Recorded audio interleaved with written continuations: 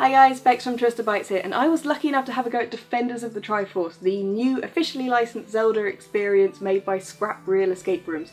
At the moment it's in London and America, and it's also going to be touring Europe.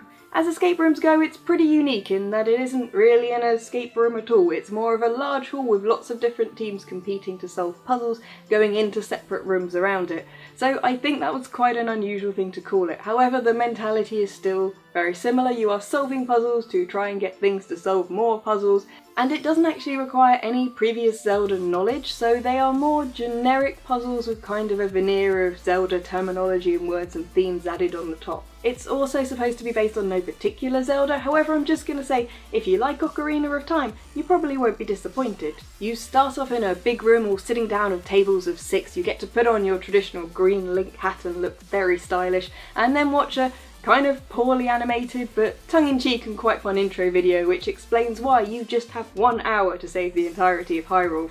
A presenter in costume on stage explains all the rules and how to play and was thoroughly entertaining, and then you're off. So you're all in teams of 6 on different tables. You're given an adventure book which contains a lot of worksheet style puzzles and things to interact with.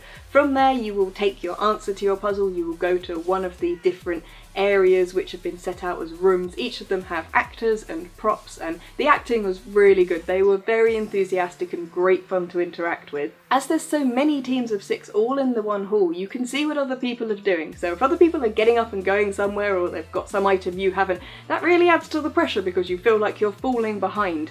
And that was actually quite fun. I expected that to detract from the experience, and yeah, there was a little bit of queuing occasionally at the start when everyone was at a similar level, but the further the game went on, the more kind of either panicked or proud you felt as you were either the first one or the last one queuing up to get into a room to get the next chest or prop or clue from one of the actors. Obviously, I can't say too much about the puzzles, and there's no footage of these things to preserve them for everyone who's going to be playing it.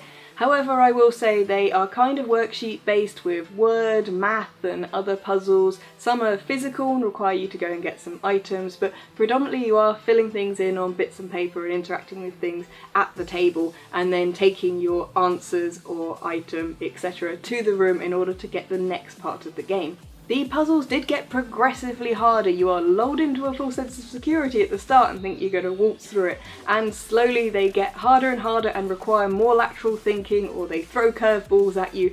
So the pacing and timing of this and the level of difficulty was actually really well worked out. I was slightly surprised that there weren't more physical puzzles. I expected us to have been maybe searching for a key in one of the rooms, opening things up where you could only choose one box and find an item inside it, having solved a riddle first, or perhaps a picture sliding game to make a symbol, or have some boxes you had to arrange, with ones with pictures on each side but only make a picture if it's the right way. Just things like that. I did expect a little bit more of and slightly less paper, but overall it was still really fun, and it was definitely challenging. There were a couple of things I was slightly disappointed with. There was a map we didn't utilise a huge amount after the beginning of the game. Also there was a pot smashing bit, and I thought we were not necessarily going to be smashing pots. I understand that would be quite expensive and probably have some health and safety issues, but you were just throwing a beanbag at a target, and I expected that there could have been a plastic pot on a trick shelf and you'd thrown something at it and it would have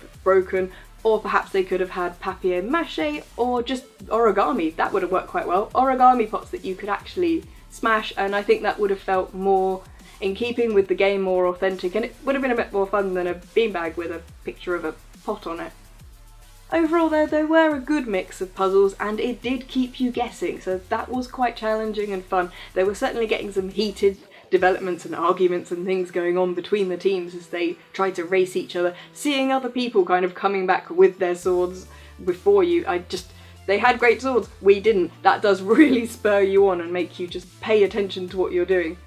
My team, Team Awesome, it was led by Indie Dev Kwang from Asobiotech. We finished with 10 seconds left. We were literally getting the sword, and I got to pull the sword out of the stone in the Temple of Time, and that was awesome, and I was wearing an ocarina, and then we got to go back downstairs and hold up our swords and say we saved Hyrule from Ganon, and that was pretty satisfying, I'm not gonna lie. A lot of that was led by how enthusiastic and just awesome all of the staff were and all the characters in costume were. It was also quite good where you could go and kind of ask for tips, and they would kind of subtly try and point things out. They didn't tell you the answers at any point, they just kind of nudge you a bit, normally with quite a comical manner as well, in the right direction. And it just really was a welcoming, friendly and fun environment. So after we'd marched downstairs quite triumphantly with Master Sword,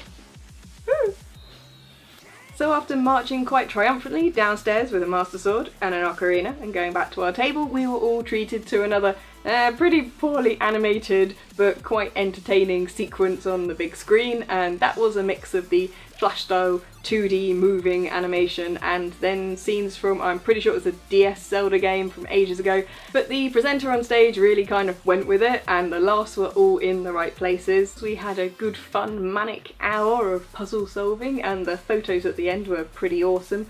Everyone was lovely, so if you get the opportunity, please do go. Do bear in mind though that it isn't really an escape room, it's more of a group puzzle solving room visiting experience, but I guess that just wasn't quite as catchy.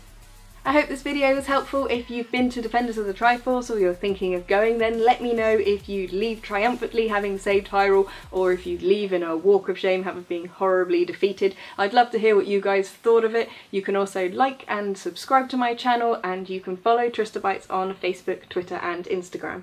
Thanks guys!